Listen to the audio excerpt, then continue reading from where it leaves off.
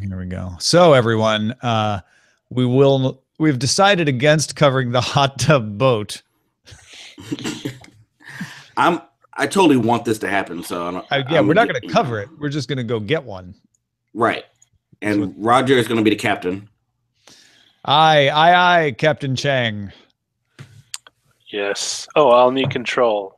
Aye, Captain Chang. That's why we give you captainship. You have control, sir. Seaman Merritt. Oh dear. Okay. All right. I don't like that, but it is accurate. The very accurate context of this conversation.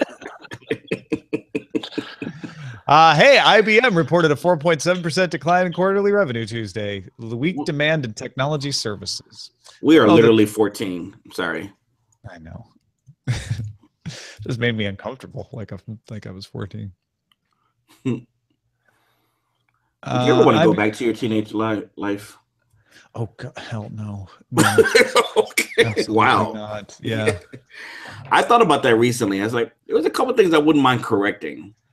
Well, yeah, I guess if you put it that way, that I think about it a little differently. But I guess that's always true. I had a great 8th grade.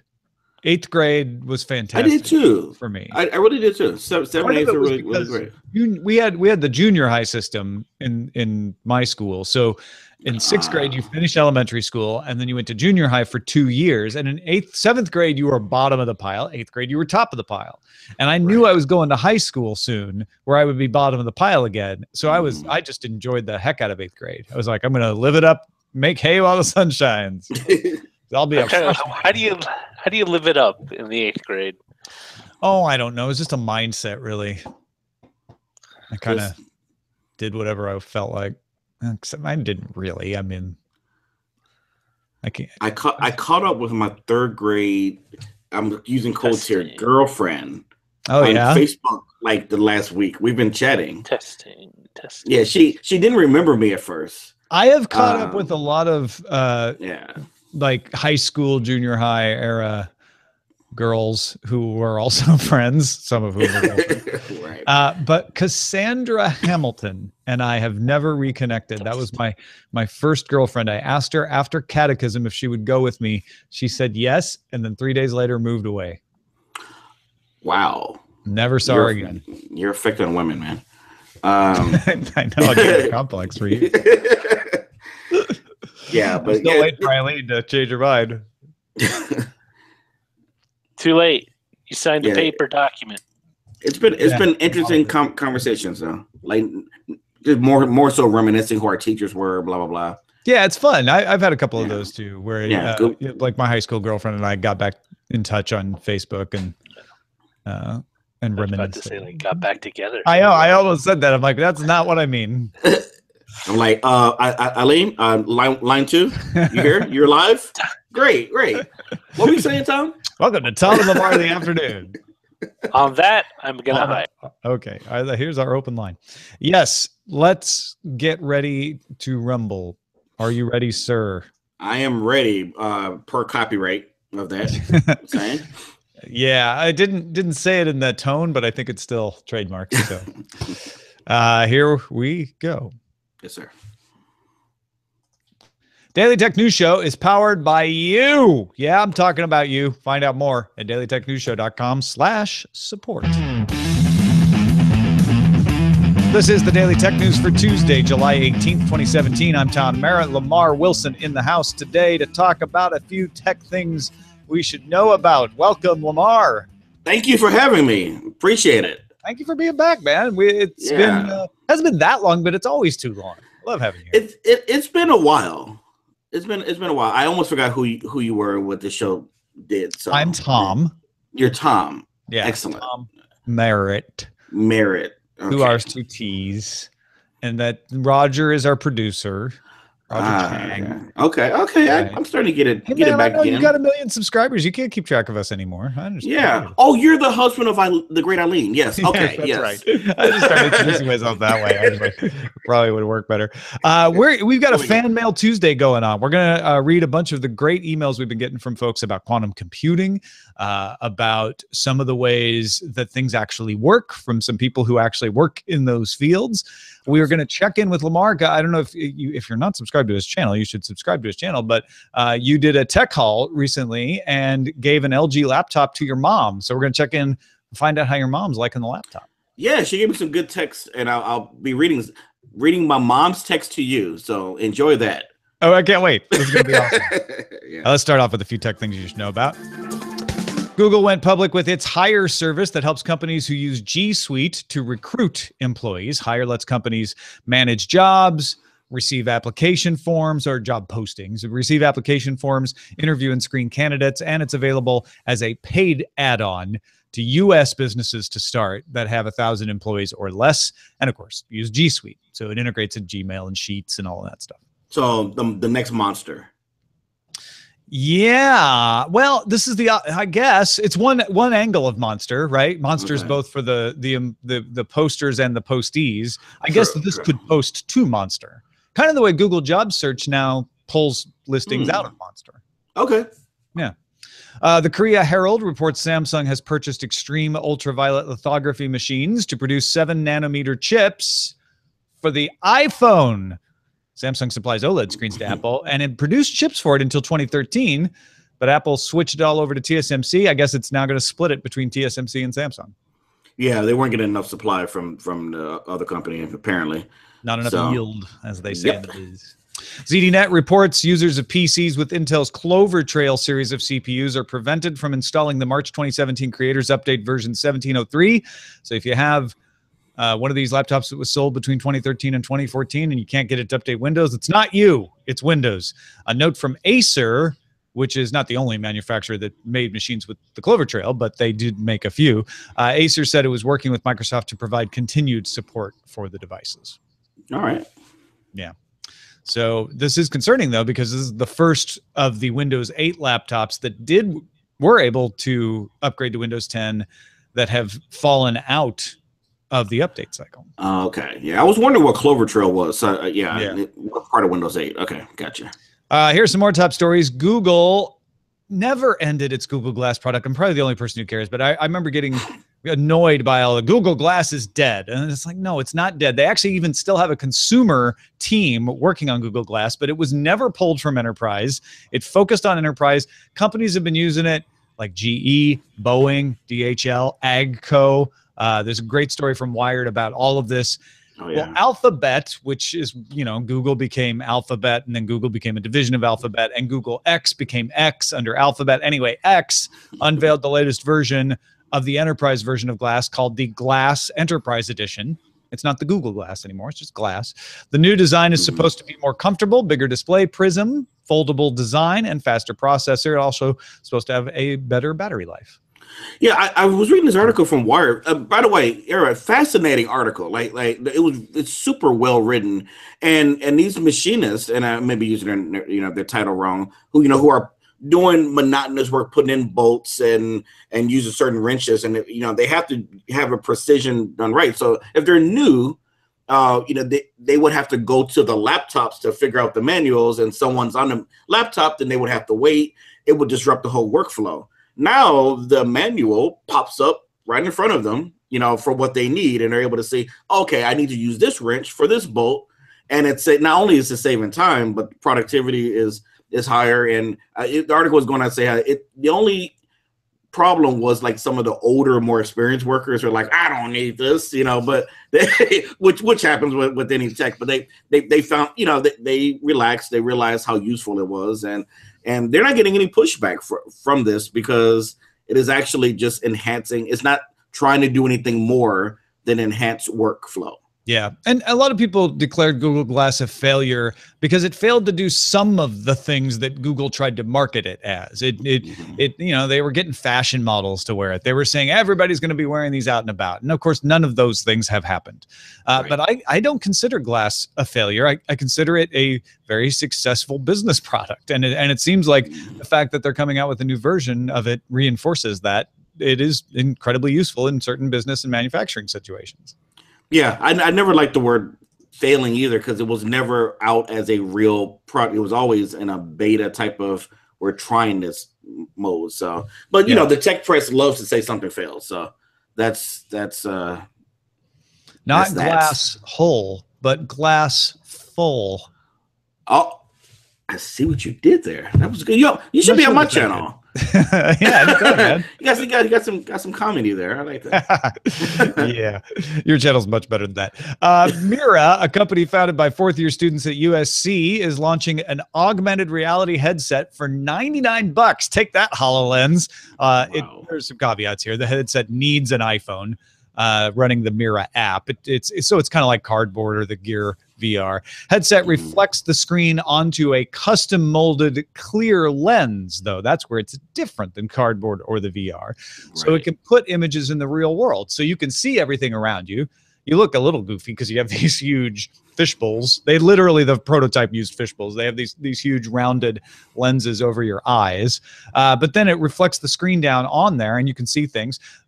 Markers can help place objects in the real world. You don't have to use the markers, but they can help in some places. And you get a controller that can interact with the virtual images. There's also a spectator mode. If you don't have glasses, you can point your smartphone at the area that someone with glasses is looking at and see the same thing that they're seeing. This could be used to play games with each other.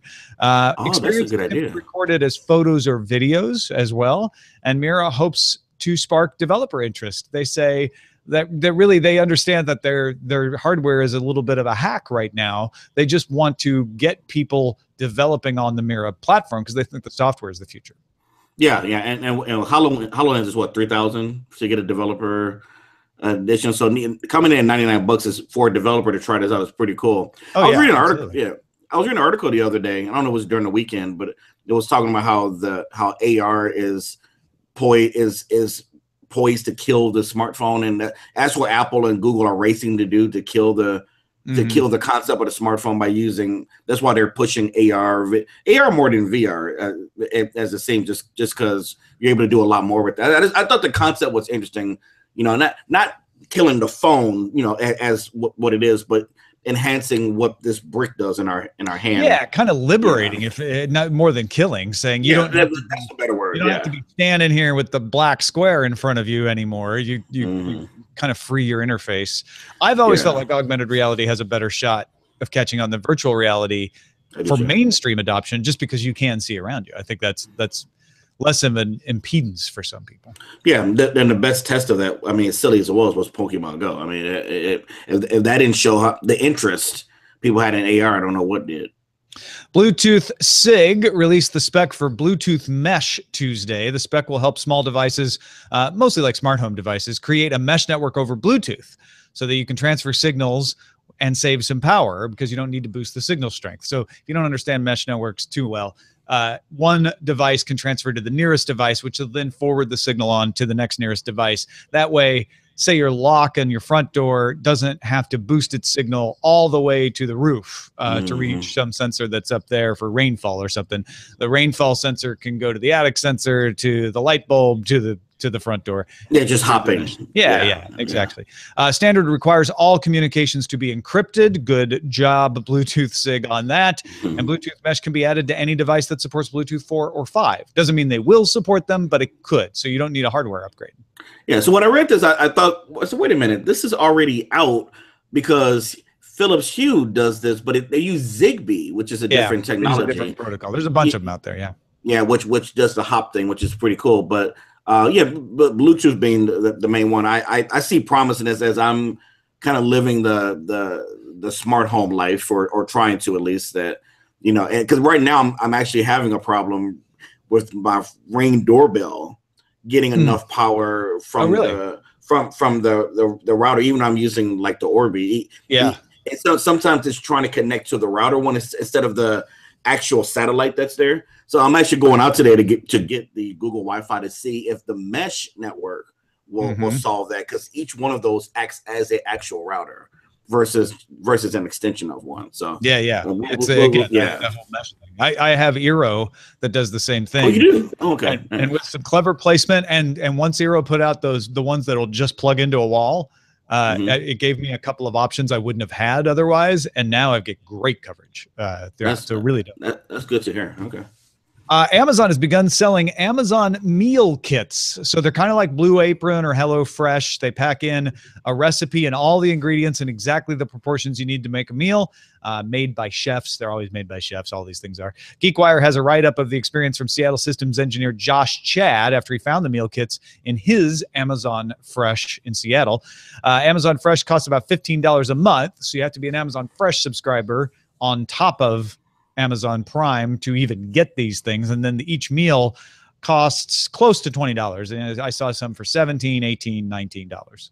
Yeah, I'm not sure why they pulled it from their site, because I guess after this article they pulled the link, so you can't see it anymore. But I saw these like a month or two ago, and Martha Stewart. The link didn't work for me either, but I actually went into my Amazon Fresh and looked, and I found some. Oh, okay, good. Yeah, I think they were promoting Martha Stewart's one, which is actually in that ad. That was on the side. So apparently it was like her box or whatever, and Amazon was pushing that, kind of an answer to Blue Apron and all them. It's funny this story came up because this weekend, and actually from Prime Day to this weekend, it's been like crazy. I was testing out Amazon Fresh and Pantry, and I literally bought all of my groceries on Amazon. I can't tell you how awesome that is to see the post office guy come up on stairs with these bags. Yeah, they use the post office to deliver them. No kidding. Huh. Yeah, it's a whole separate service, and they come up with secure bags. If it's cold stuff, they have a cold type bag, and it is the most convenient thing, and it's helped me to shop better because it's not impulse like walking through the store. I'm like, ooh, cookies. I can look at it in my cart. It's like, do I really need this before I sit? Yeah. Well, that's what the store does. They do that on purpose. They put things at eye level that they hope will, you'll just won't be able to resist buying. Yeah, I mean, Amazon tries the same thing with certain things popping up in deals, but I found myself, even though it's online, I'm spending a little bit less because I'm not just throwing things in a cart. So yeah. I am completely sold on grocery. I got a grocery store down the street, but I'm completely sold on especially the pantry. That's amazing. Pantry's the non-refrigerated stuff, right? Right. So I've actually bought meat and like frozen meals, ground beef. I've bought milk, stuff like that, and it's been fine. It's name brand, tasty. I haven't had anything spoil. So yeah, so I'm an Amazon fanboy is what I'm saying. Yeah, no kidding. It sounds like it. So and have you ever done any of these Blue Apron or HelloFresh type things? Yes. Yeah. So I did Blue Apron. Amazon getting into there because Blue Apron stock took a little bit of a hit when this. Oh, they did. Yeah. And disclaimer, I did a Blue Apron advertisement for them. Disclaimer: HelloFresh advertises on Current Geek, so there you go. Okay. But it was my first foray into that. And I thought it was just a genius idea, but Amazon getting into it makes sense. They just bought what was the Whole Foods? They're getting in the process of buying it. Yeah, in the process, but yeah. So they're getting serious about that. I think if HelloFresh came first, I really think Blue Apron's in trouble. If they're the second one, it's always that second company who's trying to make it work. Well, their stock is taking a bigger hit. Sometimes when an Amazon gets in a space like this, they're too big to do it right. They have too much going on. And so a Blue Apron or a HelloFresh can survive. Other times they just crush the competition. They take over and they're like, guess what? We're doing this now. And then the third situation is where everybody coexists. I mean, look at Netflix. Amazon came in and started doing streaming video, but that didn't crush Netflix. So no, not at all. Right. You can assume that any one of those might play out. I don't think it's a foregone conclusion that Amazon kicks everybody out because I don't know that many people doing Amazon Fresh. And the problem with Amazon Prime Video for a lot of people was, well, I have to buy a shipping service to get the video, at least at first when they first launched it. And it's the same thing. Like I have to buy a grocery delivery service to get the meal kits. So I think this is more going to appeal to the people already using it for grocery shopping, kind of like those meals in the deli when you go to the grocery store, versus somebody who's a big fan of one of these other services giving it up to switch to Amazon. Right. There's kind of some hurdles you have to go through to switch. Right. And to be honest, like the $15 in my head is like, why are they charging me for this? But then I look at the shipping, and like you spend over $40, you get the $10 ship. So I do this a couple times a month. It takes care of that fee. Yeah. And so that's the way I justify it. But they remember when it used to be $300 a year. Oh gosh, yeah. No, that was ridiculous. Yeah, and they kind of fixed that. So it'll be interesting to see what's going to happen here. I mean, they're not going anywhere. But I actually want the little guys to win. I'm worried about Blue Apron, but I don't want them to like. Yeah, I want more of these kind of services, and I'm also keeping an eye on things like Tuvala. I have a Tuvala smart oven, and they're going a little bit with the razor blade model. Buy the smart oven and then subscribe to their meals. Which at first I was like, okay, I mean, I don't want to have to buy your silly meals to use your smart oven, and you can use the smart oven to cook other things. I used it to make salmon this weekend, but their meals are really good. They're doing it right. Where I'm like, I tried their meals and I'm like, wow. Okay, I don't want to like them. Really good. And they're super easy. You just plug it in. So there's all, I think this is a wide open space of meal delivery that there's a lot of different angles on right now. So it's not your whole big oven, and like you didn't replace your oven in your, like a microwave size oven. Oh, okay. I was wondering. I was like, wow, you really committed to this Tuvala. No, it's countertop. It's countertop. Got it. Hey, a Nightscope security robot was found floating in an office plaza fountain Monday. Nightscope robots are on patrol in many parts of the country, including California. This one in a DC office plaza included facial recognition, HD video capture, as well as infrared and ultrasonic sensors. That was not enough to keep it out of the water. The Nightscope security robot is survived by several other identical Nightscope security robots and will be missed. Probably missed by somebody somewhere. Don't you think? Moment of silence for the Nightscope security robot. I think Lamar's having he's all verklempt. He's so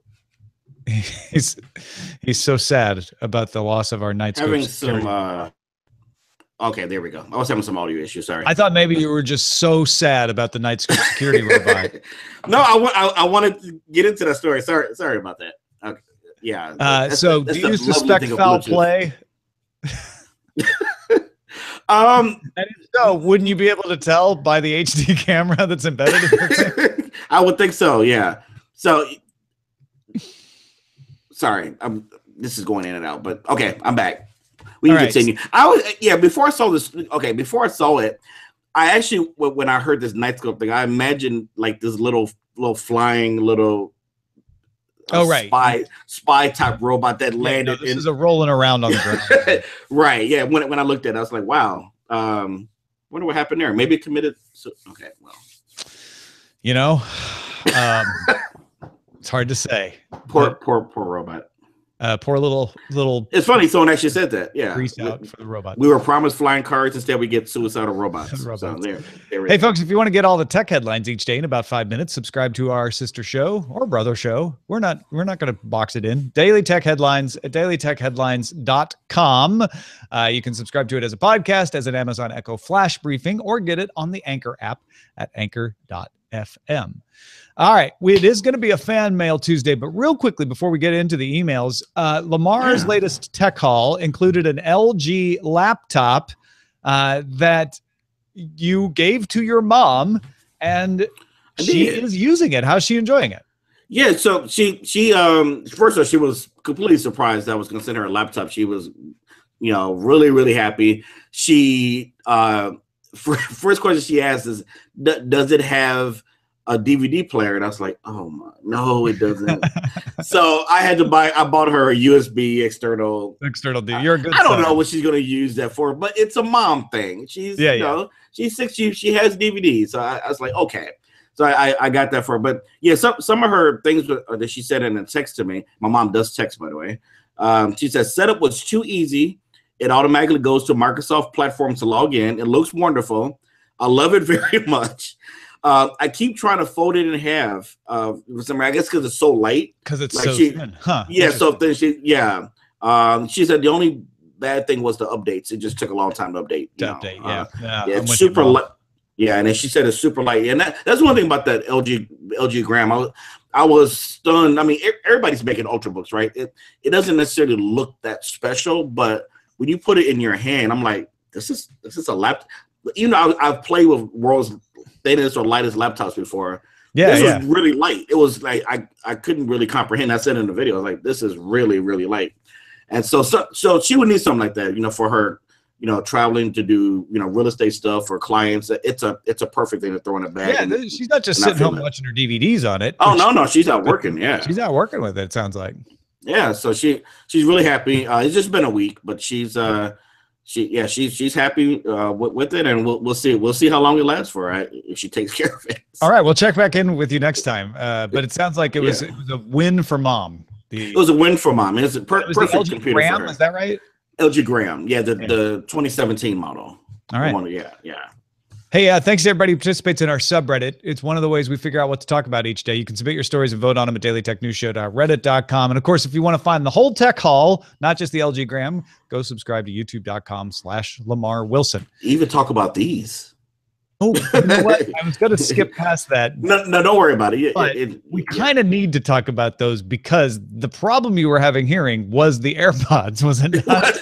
Yeah, well, see, I clicked. It was my fault. I clicked something over on the Mac, and it turned Siri on. I think I accidentally clicked the Siri, okay. and so when the microphone came on, it then disabled me from you. From me, okay. But I have to say, just real quick, I was not a proponent of the AirPods.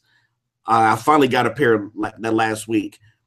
Besides me moving them a little bit here, as some people have seen watching me on the screen, they don't really fall out. I've always had earbuds that fall out, and the sound is great. So I'm actually sold on them as long as they stay in my ear. Everyone I've told that to, because I go jogging with mine, and they're like, they don't fall out. I'm like, they don't fall out of my ears. Now maybe they'll fall out of yours. Everybody's got different shaped ears, but it sounds like your ears are good with them too. And if they stay in your ears, honestly, the only negative thing I have to say about the AirPods is that they look dumb. But I was thinking about it. I look completely ridiculous right now. Yeah, when I go jogging with the dog, sometimes I'll see them kind of smirking at me like, yeah, look at you with the weird white things sticking out of your ears. But how silly did actual like earbud headphones look? I actually remember being self-conscious wearing those when they first came out. Yeah. Because they looked weird, but we're all used to that now. So maybe, I don't know, maybe they'll get a better design in future versions, or maybe we'll just get used to it. Yeah, I think so. Real quickly, I've had the pleasure of being on Michael and Teresa Blaze's small business puzzle podcast. And they wrote in to say that they have been invited to speak at the podcast movement this year, the largest gathering of podcasters in the U.S. They said, we couldn't be more excited or more nervous for that matter, but we've run into a challenge. Our finances have been stretched to the limit this year, and coming up with funds to pay for airfare, lodging, meals, all that's a bit of a reach for us, especially because we've decided to take our special needs daughter, Mandy, with us so we can take her to Disneyland and maybe some of the other attractions while we were there. We have to have a nurse watch her during the event because she requires a lot of care, and we need to include that expense in our trip planning. So to raise the money we need for the event, we've decided to go to a crowdfunding campaign with a lot of awesome rewards. We'd greatly appreciate it if you could help us spread the word so we can meet our funding goal. And the link is sbppodcast.com/CF. And that'll take you right to their Indiegogo, where Michael and Teresa are hoping to get to the podcast movement. And it's awesome. Yeah. So go check it out. And if you can, kick them $1 or $2, help them out and get them on their way. And Mandy will appreciate it too. Awesome. All right, messages of the day. We've got a bunch of them today. Are you ready to talk some quantum computing, Lamar? You know, that's what I talk about exclusively on my channel on YouTube. I know. So, yes. It's known worldwide as the quantum computing channel. Well, yesterday, Rob Reed mentioned the idea that one way to understand quantum computing is to think of it as a bunch of parallel universe versions of the quantum computer, all coming up with a different solution, and then the correct one cascading across all of them so we all get the correct answer. Now, I mentioned at the time that if you know the math, that's not the proper way to explain this. Liam wrote in deciding to take on the challenge of explaining it even better without the math. So he starts off his email. It's hard to explain without getting super mathy, but basically, we're going to give this the Lamar test. Basically, quantum mechanics allows for probabilities to be complex numbers rather than just real numbers between 0 and 1. So in classical probability, if an event can happen in two ways, you add up the probabilities and the resulting probability is the more likely, right? If there's two ways, one of them's more probable than the other. That's the end of it. That makes sense. In quantum mechanics, sometimes when you add those probabilities, they cancel each other out and the event doesn't happen. So wrap your head around that. The goal in quantum computing is to carefully set things up so that the probabilities of the wrong answers cancel each other out. This is really tricky, and we only know how to do that for a few specific problems. One of those problems being integer factorization using Shor's algorithm, which is why quantum computers could be used to break encryption. If quantum computers really did evaluate all possibilities in parallel, they wouldn't be limited to just a few problems. They'd be able to solve almost any problem. Yeah, I mean, of course. Yeah. I mean, just based on this and the math, that is, I don't know what I'm talking about. So I was going to say, did that explanation make sense? Did that help? Well, here's the thing. I understood, because of my sci-fi love, I understood the parallel universe one much better. See, and that's why, even though it's less accurate, I think that's why people use that to explain it. And people who are when the quantum computers use it. It's not, Rob was not the only one. He got it from people who work in that industry. Right. And I'm not saying Liam's wrong. And I admire Liam's attempt to say, yeah, but if you want to get closer to what's really going on, this is how you need to know. So thank you, Liam, for doing that. Also, in regards to our net neutrality episode last week, we got Preston from St. John's, Newfoundland, Canada, saying, I think the lake reference was maybe a bit off. I was comparing the internet saying it's not that AT&T owns the lake, AT&T owns a dock. And if you're on the Google boat, or if you're on, if you want to get to the Google dock, you have to go across the lake. Anyway, he's got a better one. Preston says, I believe you should look at an ISP as owning a dock on the lake, the customer as someone that would like to fish on that dock, and sites and services like Google as the fish. This, to me, better illustrates how the internet should work. In turn, this would mean that the ISP would charge the person fishing, but would also want to have the fish pay for having the chance to be caught.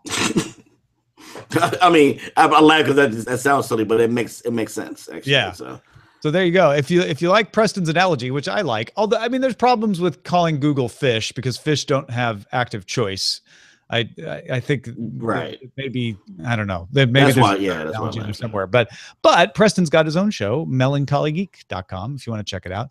And then Josh in very sunny Austin, deep in the heart of Texas, said, in my career as a firefighter, we as agents of a local government frequently make access to places of businesses and private residences using a Knox key. This one key carried on most fire apparatus in many parts of the U.S. lets us access any keys placed in a Knox box and allow us to quickly help our citizens in a timely fashion while avoiding having to do undue damage to the property. This is a government-implemented backdoor. But here's where the analogy breaks down. Participation in the Knox box system is voluntary and, in fact, costs the property owners because they have to purchase and have the box installed. And it's an ongoing commitment on their part to provide up-to-date keys, key cards, and contact info to that box. And the Knox keys are secured in an electronic vault that require the firefighter removing that key to enter a personal PIN to access it, which is recorded.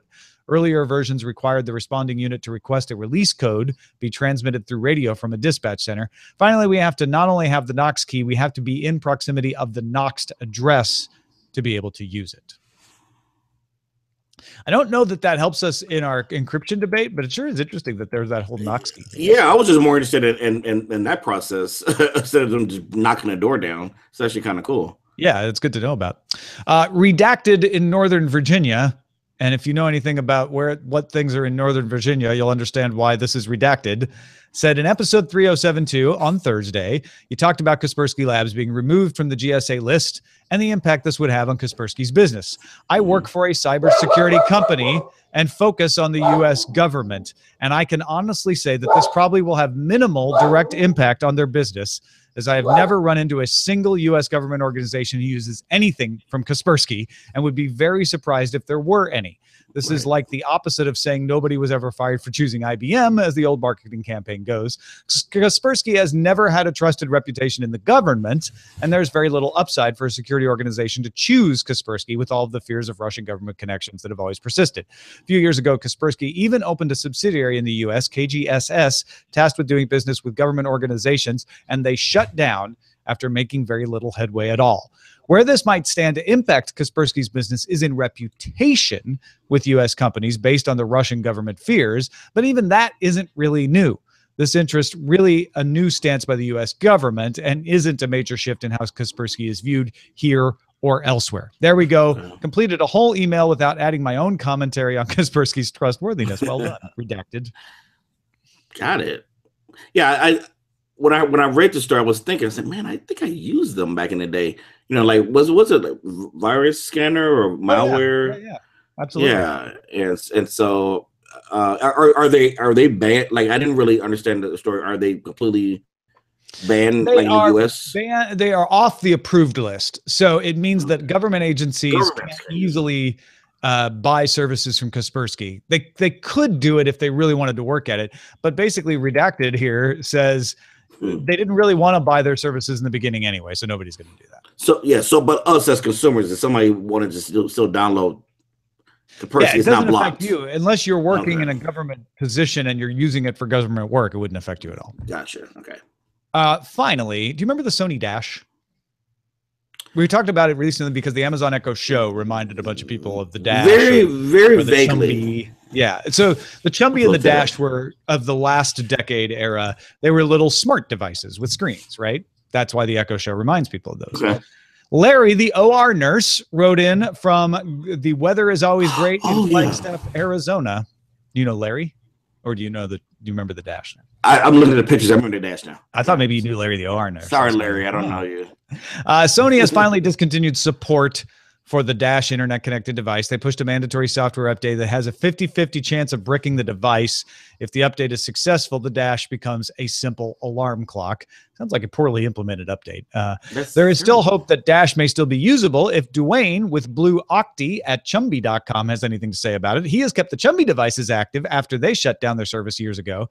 This brings me to the question, what happens when Echo, Google Home, and all these other Internet of Things devices go dark? Will someone be able to carry on with the services? Dwayne is still not sure he'll be able to pull off a miracle, but is trying valiantly. Sony has the device locked down tight, and third parties interested in keeping them alive will need to be able to modify the code to make it work. A group of Dash users are putting beta software through its paces to see if the Dash can still be a viable internet-connected device, so there is hope. If any of the listeners have a Dash that has been bricked by the update, there's a free download to bring it back to the previous version of firmware and hopefully be able to use the Dash again when Chumby.com releases an official update for it. That can be found on the Chumby.com forums under Sony Dash. So interesting about, the work to keep the Dash and the Chumby going, and instructive because, I'm tempted to say, well, the Echo Show, I mean, the Amazon's behind that. Amazon's not going anywhere. Well, Sony didn't go anywhere either. Sony didn't go out of business. They just stopped supporting the Dash. Yeah, I was going to say, these big companies, that doesn't apply to these big companies, but I was like, wait a minute. Sony, huge company. Yeah. And it's a little scary, especially if you invest, like I've invested first it was the Echo, now I'm invested in the Google Home, and, I got all these devices, and what happens when they go dark? I mean, did I get my money's worth? And that's okay. Google's famous for moving on to a new platform, right? Maybe they'll change in the future, but what if they decide, Home didn't sell very well, so we're moving on to this new thing and we're deactivating Home devices? I mean, I hope that doesn't happen, but there needs to be plans for that are easier than having like a Chumby.com try to come in and crack the code. Exactly. Yeah. Well, thank you, Lamar Wilson, as always, for joining us. Hey. As I mentioned, youtube.com/Lamar Wilson, 2 R's in Lamar. Go there, watch videos, then subscribe. Anything in particular to tell folks about? I mean, if in any remote, I've been pushing more gaming type content, not gameplay that don't throw you off. Like you're not watching me play games, but I'm really into Nintendo and Xbox stuff. Some PS4. And here's another category that this might interest your tech people. I was looking at my older videos and I was noticing, man, it's been since 2015 since Apple came up with that. I think it was 2015. They came out with that. What's it? Apple TV and they were pushing the whole game thing. Right. The controller can be your game. And and it's just been pretty quiet. I mean, of course, there's still games coming out that support the Apple TV, but you don't hear anything pushed about. Not a lot of buzz.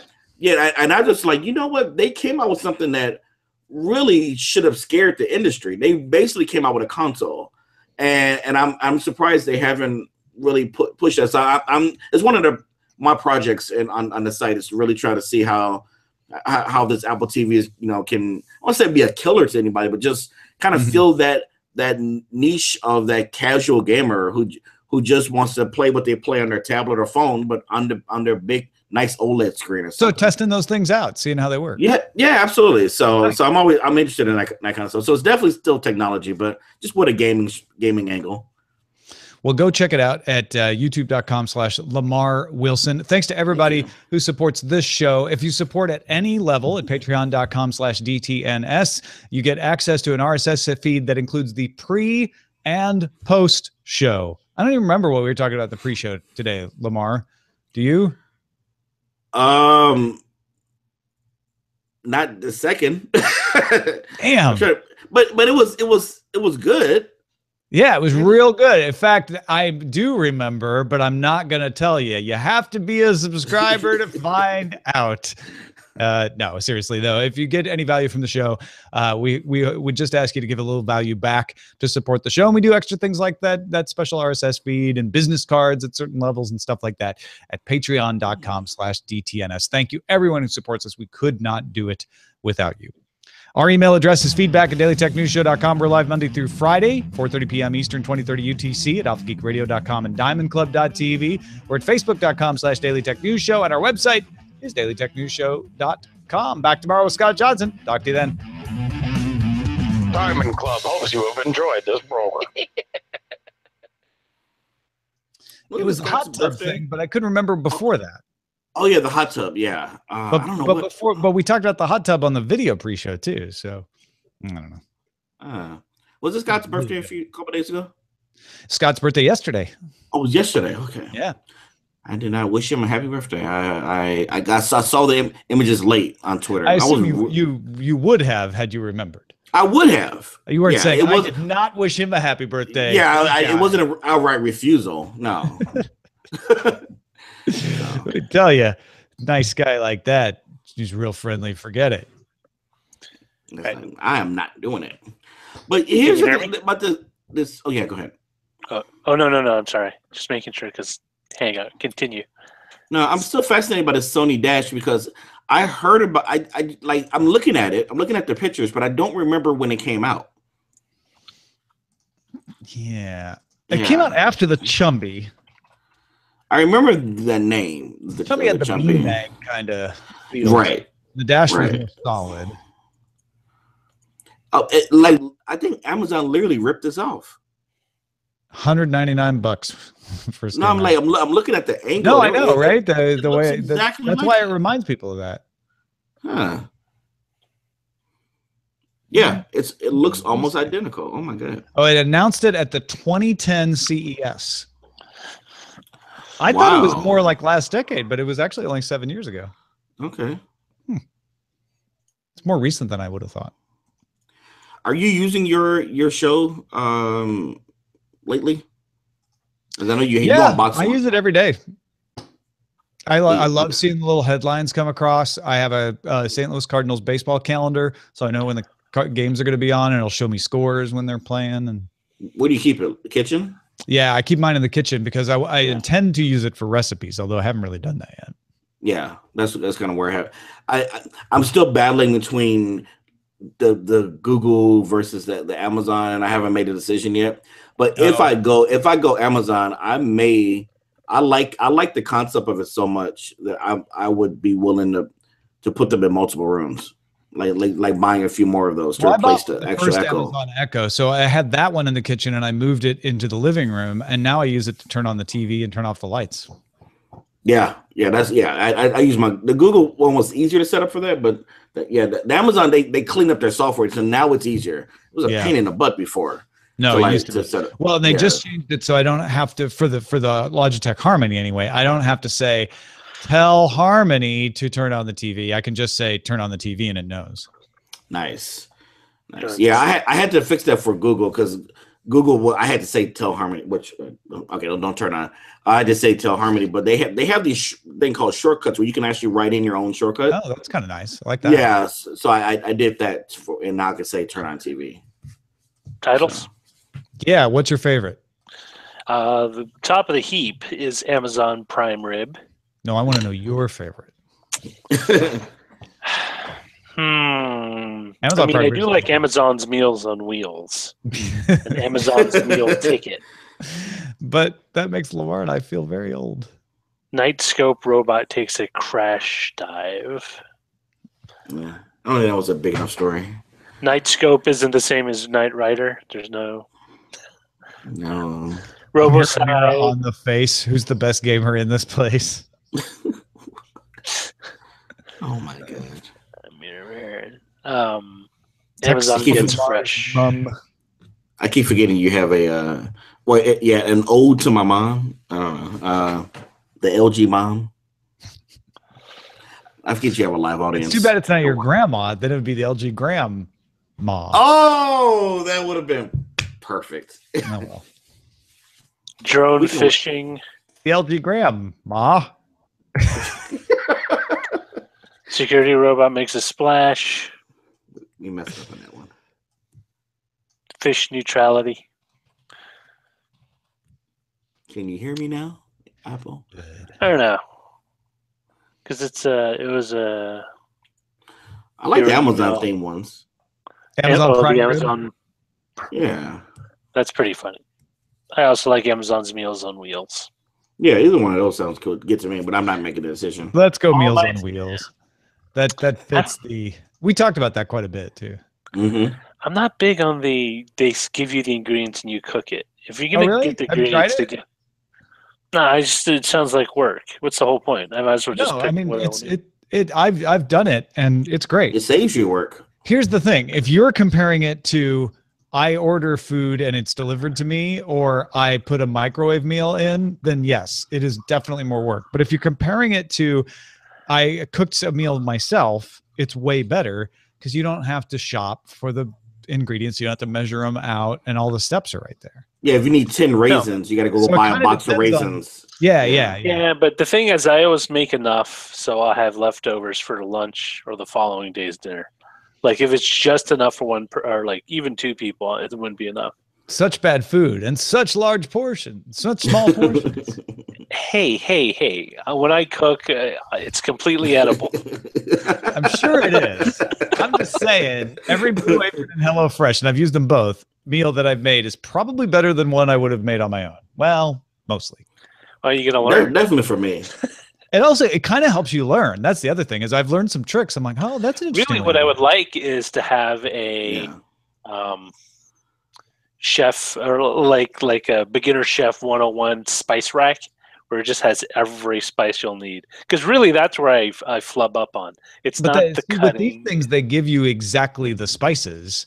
I know, just but the amounts you need, and then you learn about the spices, and you can go buy the spices to put in your rack. Why don't they just give you the spice in a large enough quantity so you could use it for multiple things? You don't want to supply your spice rack. They're trying to make it easy for you. Spice must flow, Tom. That's one thing I've learned. Being ridiculous, Roger. This isn't spice delivery. This is not Dune. Why would I think you've accidentally come up with an idea for a startup, though. The spice must flow. The Arrakis spice. And then you have girls. You have girls deliver it. Get it? Get spice. Okay. Spice. You could have a sporty one, and then I could get the one that lives out in LA, and she could deliver it. Yeah. She just got into a divorce. And she'll tell you what you want, what you really, really want. Is marjoram. What's the really expensive Turmeric. one from not turmeric? What, the Spice Girl? No, the Posh. spice. The one that's like they grow a lot of in Iran, but it's like really hard to get out. That's very. It's you had it with rice. Saffron. You know saffron. Oh, you know, you saffron. totally did this thing where you criticize something for something it was never meant to do. Yes. You said Roger I don't loves know. to I do know. that. I'm not because they don't stock my spice rack. Tom, I'm not criticizing the service. I'm criticizing the idea behind it. I think the idea behind it's very solid. It's just not one that benefits you, and that's reasonable. I get it. It's definitely for like the single guy or the newly married couple type of situation where we're childless. I wonder, No, I wonder because that's we enjoy it too, but we also don't have children. So I wonder if families would get a benefit from this, or if that's another service where they're like, here's the family friendly one that's really easy to put together, but it's better tasting, fresher food for your family. Because that's the other thing is a lot of people aren't going to buy really high quality ingredients if they didn't use this kind of stuff.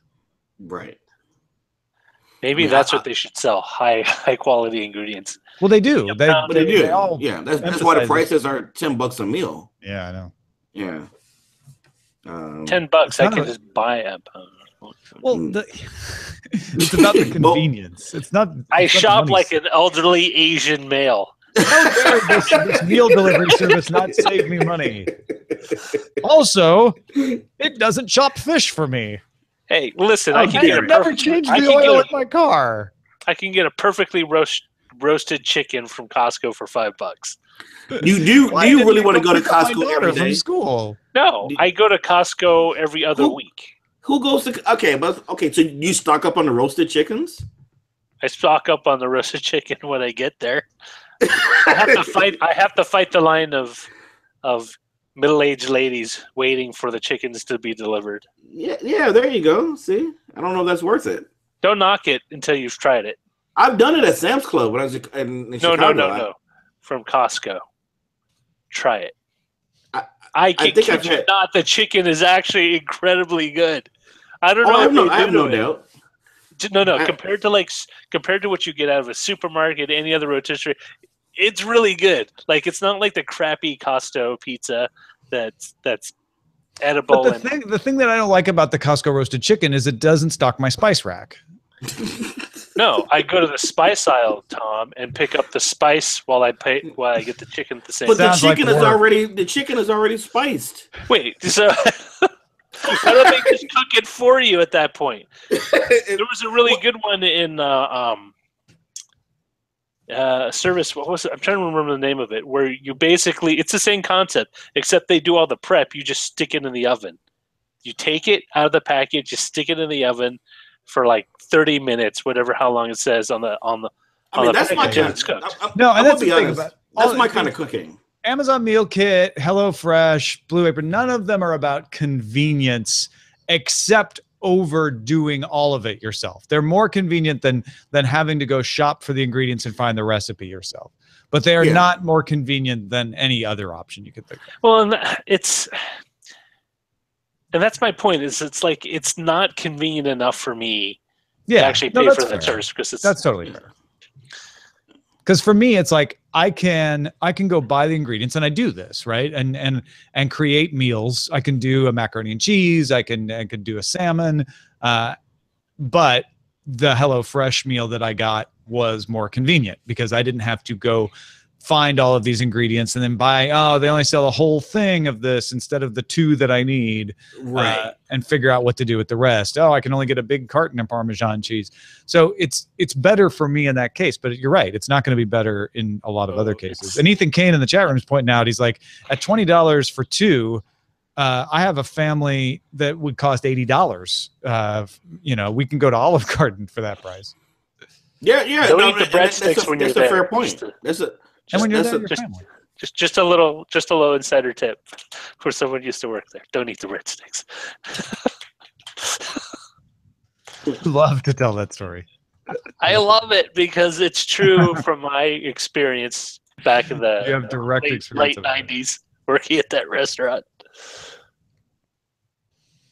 If you want Italian, you go to an Italian restaurant. If you need to feed a lot of people and it's free breadsticks and soup, just get the soup. Yeah, because Hey, again, hey, these now. That's a great place. these meal kit type things are not money saving. They're not generally the most time saving. They are. So- I want to have a high quality home cooked meal at an easier level than I would be able to I do. would agree with that if it wasn't just if the portions actually took into account that some people like it enough, they would have it again instead of just rebuy. For example, instead of you can making it buy for the same portions kit again, and you can actually decide like how large of a meal do you want to have so that you could cook it twice. You can do that. You can customize that. And then here's the other thing is you can take those recipes and you can go shop for them yourself and make them yourself too. Like, so how did you just get the recipes? Because you've got walked through it, something that you might not have done otherwise. Now you actually know how to do it. And you trust me, you haven't done this. That's why you don't understand, is that you start to realize, oh, okay, so that's the amount that is. That's how much it looks. And that sticks in your brain. I'm incredibly skeptical, Tom. I know you Well, are. why don't you just like get one?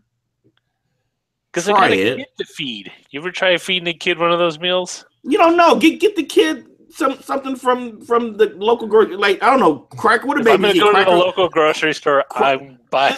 I will take Roger's side of like, I don't want to have to cook 2 meals. I get that. No, just get. How old is your baby? Get a kid milk and apple juice. That's it. That's fine for the night. And you and your wife eat well that day. You know, your kid doesn't eat the gourmet meal. Listen, if a kid doesn't eat well, you're going to hear about it from the kid. They have no idea what's going on. Yeah, here's a gourmet carrot. Here, enjoy this. Gourmet. There you go. And this is why I don't have kids. It's heirloom. This is why. You just put it in the bowl in the corner and just tell them to have at it. Yeah, just eat this. Yeah, you'll be fine. They don't know. Man, that's hilarious. All right. Thank you, everybody, for hanging out with us. Perhaps you're on Roger's side of this issue. Perhaps you're on Lamar's side of how to raise children. Perhaps you think I'm crazy. In any case, we're very happy that you took some time and hung out with us, and we will see you tomorrow.